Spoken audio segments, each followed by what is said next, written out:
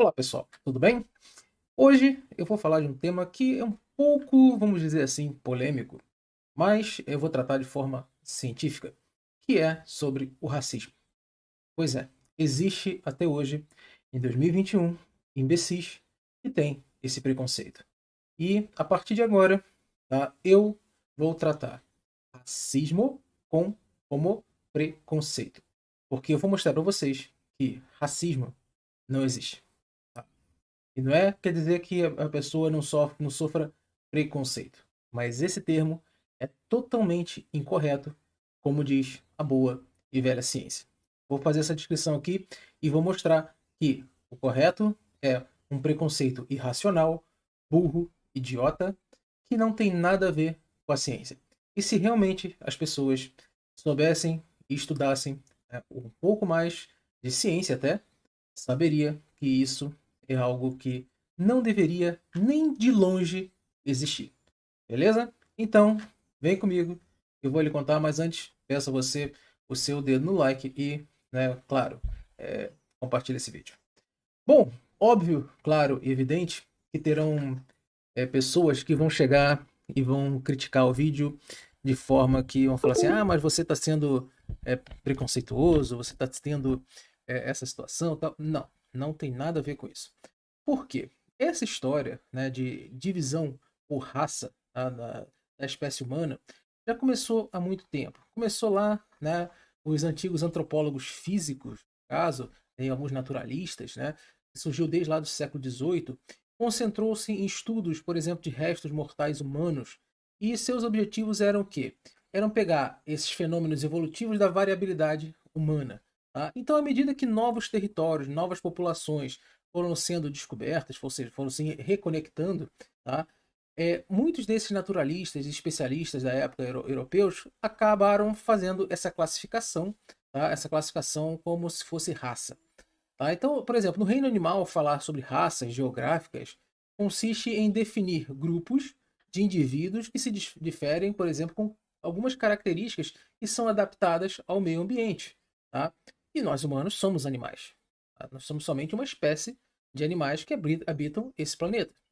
Agora, no caso do ser humano, esse conceito, né, ele acaba que tomou uma conotação muito diferente, onde nós vemos, né, uma diversidade de pessoas, de fenótipos diferentes, e inclusive, né, por exemplo, acabou até que falavam que alguns traços europeus eram considerados, vamos dizer, muito entre aspas, tá, que fica bem claro, superiores, tá, equilibrados e até mesmo bonitos. E era um reflexo externo, né, entre aspas de novo, da inteligência e educação que caracterizavam a sociedade europeu da época. Então acaba sendo uma consideração, né, entre aspas, de uma raça suprema, onde que os traços, no caso inicialmente africanos, eram considerados primitivos e pouco atraentes, tá, para aquela sociedade, um símbolo de uma população, entre aspas, ignorante e, vamos dizer assim, não civilizada, tá? Isso aí, claro, segundo os naturalistas e antropólogos do século XVIII. Eu não posso dizer que isso aí era caracterizado como preconceito na época, porque era o que eles tinham de informação. Então nós temos que analisar o contexto da época. Hoje, todo esse contexto se forma algo assim bem errado, tá? Então vamos entender a primeira coisa, por que, que lá na Europa ficou mais desenvolvido, como por exemplo na África, onde existem alguns estudos que mostram que a população humana, tá, surgiu na África e depois se espalhou para o mundo. Então, por que que lá na Europa eles acabaram se tornando mais desenvolvidos? Isso tem uma questão, tá? Uma questão bem interessante que até a hipótese mais aceita hoje em dia é a questão do clima. Pois é, clima. Onde que clima e geografia, tá? A geologia local também. Onde, por exemplo, as populações que habitavam a África, principalmente naquelas regiões da savana, não no deserto, tá? Deserto é outra coisa, mas somente, né, naquela onde tinha as selvas, as savanas, as florestas, você tinha ali um clima quente, úmido, tá? Clima quente, úmido, comida abundante, tá? Uma estabilidade climática ali que dura muitos e muitos anos, milhares de milhões de anos ali, tá? Que tem uma certa estabilidade climática naquela região. Tudo bem, hora aumenta um pouco, hora diminui um pouco, mas você tem aquela região onde que tem essa estabilidade. Então você ter comida farta, né? Você tinha caça fácil, você tinha coleta, né? Fazer colheitas, né? Os coletores fácil também, tá? E você tinha uma grande planície que não tinha água, tinha, ou seja, não tinha uma pressão do meio para ter que elevar a sua forma de viver. Agora, quando nós pegamos o hemisfério norte, tá? Lá em cima, onde que os humanos enfrentaram eras glaciais, os humanos enfrentaram, né, períodos, né, quentes e períodos frios, extremamente frios, períodos de abundância e períodos de falta de comida. Então, o desenvolvimento, eles foram forçados a ter que desenvolver algumas ferramentas para a sua subsistência, como até mesmo corte e costura. A necessidade de uma véstia era muito maior, por exemplo, numa era glacial no hemisfério norte, do que lá no continente africano, por exemplo. Por quê? Porque simplesmente nós tínhamos um avanço, né, da neve e do gelo para aquela região e os humanos precisavam se aquecer e precisavam caçar. Que tipo de, por exemplo, habitavam lá há 40 mil anos atrás, assim, 30 mil anos atrás, tal. Por exemplo, os mamutes, tigres dentes de sabre, naquelas regiões lá de cima, né, você tinha vários tipos de predadores da Era do Gelo e de caças, né, numa megafauna, vamos chamar até assim, maiores, que precisavam ser caçados. E no caso da África, você, claro, também tinha os seus predadores, também tinha isso tudo, mas era muito mais fácil você obter essa comida em abundância, tá? Onde até mesmo o território lá muito montanhoso e na África uma planície. E isso é tão verdade porque até um período de evolução, tá, humana, nós vemos o quê? Nós vemos que nós temos aquelas flechas rupestres, aquelas né, tipo como se fosse uma faca, uma serra, né, feita em pedra, a idade da pedra lascada, essas coisas e tal. Né, nós vemos uma certa semelhança nas duas. Só que depois foi visto que começou a separar. Começou a ter essa separação, onde que o meio, ou seja, a situação tanto do clima, quanto de relevo, quanto geológica, quanto até mesmo biológica, né, dos animais, impuseram que os seres humanos tivessem essa elevação, até mesmo em habitações, tá? Onde que muitas cavernas na Europa passaram a ser habitadas, tá? Justamente para tentar proteger tanto de predadores e frio e tal, essas coisas assim, tá? E nós vemos uma evolução o quê? Uma evolução também nas construções, ou seja, acaba tendo essa pressão do meio que provocou isso. Então, entendendo essa diferença, né, que depois, mesmo que né, o clima da Europa melhorou, tal, mas ainda continuava sendo um clima frio, as pessoas precisavam se assentar, a comunicação, né, com outras regiões, né, era até mais fácil. Tá? Nós tínhamos ali, por exemplo, o mar Mediterrâneo, que era fácil navegação para os europeus, que ia até a civilização do Egito, mas conseguia também contornar ele por volta da Turquia e tal. Então, se nós tivemos várias civilizações do tipo europeias que dominavam o mundo. Tivemos, né, por exemplo, os gregos, tivemos os romanos, tá? Tivemos outras civilizações também, só que mais para o lado da Ásia, que tinham uma tecnologia que era os cavalos, como por exemplo a Mongólia, de Gengis Khan, tal, e por aí vai.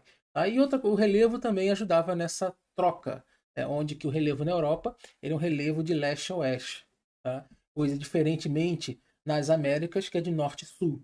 Então você tinha essa dificuldade de comunicação, de comércio, e até mesmo não tinham cavalos, como por exemplo existiam lá na Europa e na Ásia, você não tinham cavalos aqui, né, em abundância e tal, totalmente diferente aqui na América do Sul, na América Central e tal. Então você tinha essa diferença geológica e climatológica, onde até mesmo uma floresta tropical, como no caso ali dos povos amazônicos, tinha uma diferença até mesmo de doenças, de climas e tal, que tinham que ser superadas, tá? Então, só para dar essa noção. E aí o que acontece? Com esse contexto, né, criou-se lá no século XVIII, por exemplo, criou um contexto histórico que favoreceu o que? Essa classificação, tá, dos seres humanos. Como, por exemplo, né, na época do colonialismo, da escravidão, tal, foram motores que levaram, por exemplo, os europeus a buscar esse apoio, tá, entre aspas, na ciência para justificar essas ações contra povos indígenas, povos africanos, etc. Tá? Onde que nessa primeira análise dessas até mesmo ferramentas usadas, né, no caso com corroboração, né, da ciência da época, foram o quê? Estudos, né, crânios, algumas métricas morfológicas, tal, outras coisas mais, altura, tipo físico, cor da pele e tal, são várias vastas de fenótipos que foram analisados para fazer com que houvesse essa diferenciação, né, de raça, como se os humanos tivessem essa diferenciação em raça. Como, por exemplo, nós vamos pegar nos canídeos, por exemplo, nos cachorros, né, dos cães familiares, hoje em dia, nós temos que no caso, um labrador é uma raça, o pincher é outra raça. Os dois fazem au-au, tá? Os dois são da mesma, né, são canídeos, são cachorros, né? E eles têm o quê? Essa diferença, né, desses fenótipos tão diferentes, essas características físicas, morfológicas tal, e até mesmo genéticas tão diferentes, e conseguem fazer essa dissociação de raça. Mas, né, nos seres humanos, isso não estava correto. Só que chegou ao todo, tá, temos uma classificação de 2 a 63 raças humanas diferentes que foram classificadas. Isso era um pesadelo para a antropologia. Tá? Isso era um pesadelo. Agora, esses primeiros naturalistas e antropólogos que tentaram, né, dividir essa humanidade, né, em raças, eles faziam o seguinte: eles faziam que essa evolução ela fosse também, né, uma forçação de seleção do meio, tá? Onde que tanto essa forçação do meio, seleção do meio, características fisionômicas, ou seja, como eu falei, tamanho da pele, tamanho, né, morfologia do crânio, cor da pele, olhos, tal, cabelo, ou seja, tinham várias. A última associação, tá, a sair desse método louco foi em 1994 a Associação Antropológica, perdão, lá dos Estados Unidos. E hoje em dia, tá, nós temos que esse método, a biologia, tá, ela já emergiu já há muito tempo, tá, como ciência biológicas mesmo, e acabou que é incorreto termos a classificação humanas em raça. Tá? Por quê? Porque existem esses fenômenos tão dinâmicos, com imensas variabilidades humanas durante a história evolutiva do próprio homem, que esse conceito estéreo e estático, tá? Como nós estamos falando de raça, ele não se aplica.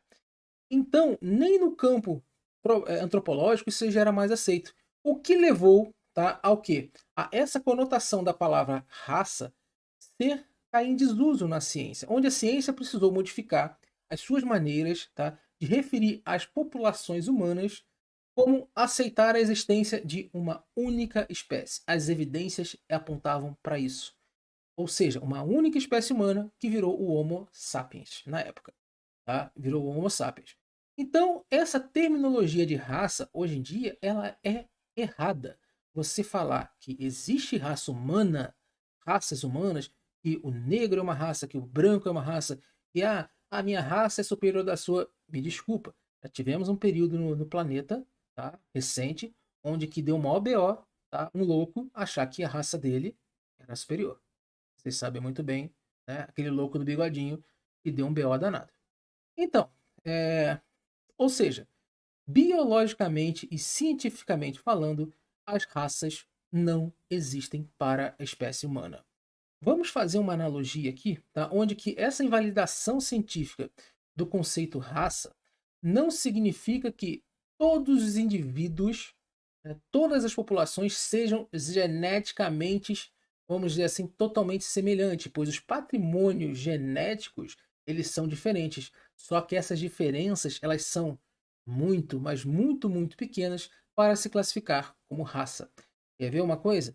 Depois da descoberta da genética, realmente isso, vamos analisar todo o DNA, todo o genoma humano, tudo isso só veio corroborar mais ainda que 99,99% do nosso DNA de todos os humanos vivos hoje em dia, eles são semelhantes. Ou seja, aquela característica que me faz ter essa fisionomia, que me fez ter cabelo branco desde os 14 anos, que me faz ter o tom da minha pele, que faz ter outras situações, tá? é alguma variação que, por exemplo, que tem de vocês que estão assistindo, esse 0,001% dessa variação do DNA. Então, esse problema de raça não existe. Por isso que eu falo que é errado falar em racismo, que é um preconceito idiota.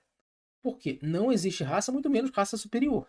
Tá? Então, isso tem um conceito muito, muito perigoso. Onde que teve uma pesquisa em 1972, se eu não me engano, em Harvard, que foram analisadas proteínas, tá, no sangue de diferentes populações ao redor do mundo. E o resultado não mostraram diferenças significativas do ponto de vista molecular para separar em raça, diferente daquilo que eu falei de um labrador para um pincher. Aí você tem, vamos fazer um outro conceito aqui agora. Se a gente pegar um labrador ele tem ele pelagem amarelo, aquela pelagem mais branquinha, né, e aquela pelagem marronzinha. Tudo isso são labradores. Agora, um humano que tenha uma pele mais escura do que a outra, isso é considerado raça? Não. O que determina o tom da pele é o que? A melanina. Tom da pele, tom do cabelo, cor dos olhos. Tá? Essa melanina, alguns têm mais, outros têm menos. Existem vantagens e desvantagens biológicas, tá, da cor de uma pele para outra. Existem vantagens e desvantagens biológicas. Tá? Isso aí depois não é o meu papel entrar nesse vídeo aqui. Só que o que me preocupa, tá? Agora que essa forma ideológica de tratar, como por exemplo, vamos dizer assim, o negro, que na verdade não é negro, tá? Justamente, é negro. Não, não é negro. A proteína, lá, acho que não sei se é proteína também, mas a melanina, ela tem um tom, tá? Aquele pigmento da melanina, ele não é preto. O pigmento da melanina, ele é meio marrom, meio castanho. E essas concentrações que variam para dar esse tom mais escuro e mais claro, mas nunca preto, nunca negro. Onde que a apropriação da palavra, da cor negro, leva o quê? Leva a esses exageros de falar que tudo é racismo, como o caso recentemente do buraco negro. Falar que o buraco negro é racista, é racismo, é uma idiotice, como outros termos também. É muito mais fácil, por exemplo, eu não sou politicamente correto, nem você, tá? Mas também não vou parar de usar a palavra denegrir. Porque eu não estou falando de uma população, eu não estou falando de uma etnia, né, com a pele escura. Até porque a definição científica de negro, de preto, é ausência de luz. Preto é algo que absorve a luz e não emite. Então, por exemplo, essa camisa aqui que eu tenho, ela tem existem pigmentos nesse tecido que fazem com que a maior parte da luz seja absorvida. Que para os nossos olhos enxergamos esse tom escuro. É a mesma coisa, qualquer coisa, como por exemplo, essa caixinha aqui de fone de ouvido também, o pigmento que está aqui, essa mistura de pigmentos, faz com que ela seja preta. Por quê? Porque a maioria da incidência luminosa, a maioria dos fótons que incidem aqui, eles são absorvidos. E acabamos percebendo essa cor como preta. E com isso, o que acontece? Essa apropriação de que eu sou negro, minha raça tal, é perigosa. Vamos a um exemplo. Se um casal de pessoas, né, que se consideram negras, tá, eles se reproduzirem, né, fizerem a cópula lá e se reproduzirem. E nasce um indivíduo, tá, entre aspas, negro, não misturado, e tá lá. Então quer dizer que houve uma linhagem, né, de dois negros que pariu um negro. Se dois indivíduos considerados brancos, também não é branco. Tá? Vamos parar com essa idiotice também, não é branco. Tá? Se dois indivíduos dessa, vamos dizer, etnia, que se fizerem a cópula e reproduzirem, ou seja, nós teremos uma linhagem semelhante ao dos pais. Então, vamos dizer assim, se fosse essa separação de raça, esse filho seria raça pura, tanto do negro quanto do branco? Seria uma raça? Tá? Seria o quê? Puro sangue? Isso é muito perigoso. Agora, vamos dizer que esses dois filhos, ou filha, né? Claro, filho e filha tem que ser um. homem biológico e mulher biológica para, né, se reproduzir, senão não dá, tá? Se nós fizermos essa, essa cópula, se cruzarem e nascerem dois descendentes que pegam uma carga genética da mãe, por exemplo, né, considerada negra, e do pai considerado branco. Então pegou essa carga genética, parte dessa carga genética. Um nasceu com um tom de pele um pouco mais claro, o outro nasceu com um tom de pele um pouco mais escuro. É plenamente possível. Tanto é que também é plenamente possível nascer com um tom de pele totalmente mais claro ou totalmente mais escuro. Tá? Totalmente possível. Então quer dizer que se esses dois descendentes dessa raça pura cruzarem, seus filhos vão ser vira-latas? Já pensaram nisso? Porque se você cruzar um cão de raça com outro cão de uma raça diferente, quando eles cruzam, nasce, por exemplo, o vira-lata amarelo, é caramelo, e não tem raça definida. Então é chamado de vira-lata. Então, por exemplo, o mulato, a mulata, sim, vou continuar chamando de mulato e mulata, tá? Não tem nada a ver com o que eu estou falando, tá? Desse preconceito idiota, tá? Esses dois, ou pardo, né? Vamos chamar de pardo também, se quiser. Eles seriam o quê? Vira-latas dessas raças, entre aspas, puras? Não, para com essa bobagem. Eles são somente um cruzamento da espécie humana com fenótipos diferentes. E isso não tem nada a ver com raça. O ser humano, ele é uma espécie única, tá? Com diferenças genéticas que não produzem essa carga. Essa carga que fazem com que tenha essa diferenciação por raça. E hoje em dia, quando falamos que não existe essa coisa de raça tal, infelizmente existem pessoas que ainda caem nesse conto do vigário e acabam querendo fazer com que não, ó, eu tenho orgulho da minha cor. Beleza, você pode ter orgulho da sua cor, mas isso não quer dizer raça. E outra coisa, a palavra, né, o adjetivo negro e preto não é algo que tenha uma, vamos dizer assim, uma prioridade de uso, vou falar até assim, tá? De uma ou várias etnias de cor de pele mais escura. Vamos parar com isso, tá? E falar buraco negro, falar denegrir, falar obscurecer, falar esclarecer, esclarecimento tal, não tem nada a ver, não tem nada a ver com raça, e muito menos falar em tom de pele de pessoas. Vamos pensar e usar a ciência, que já há muito tempo já acabou com essa idiotice de raça. Essa idiotice de raça superior. E quem acha que uma raça, mesmo não existindo raça, uma etnia, tá, é superior à outra, tome muito cuidado. E como eu já falei, já aconteceu isso na história do planeta e deu um baita BO. Beleza? Espero que tenham gostado. O vídeo ficou um pouco longo, mas espero que tenha ficado claro. Tá? Um forte abraço para vocês. Até a próxima.